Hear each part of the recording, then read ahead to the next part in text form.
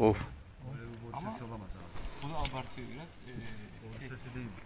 Bu inşaat sesi beton aslında. dökülürken o makinenin, pompanın vuruşu Değil abi. Bak. şey, borunun